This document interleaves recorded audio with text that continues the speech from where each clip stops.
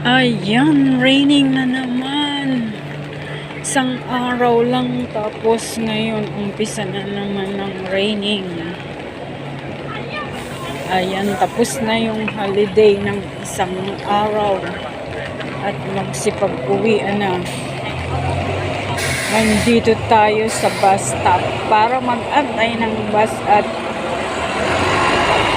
uuwi na sa mga amo.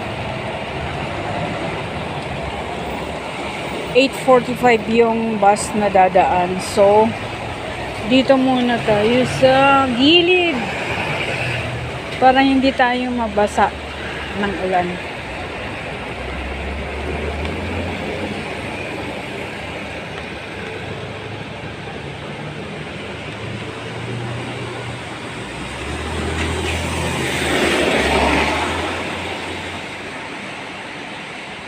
Ayan, paparating na yung bus natin.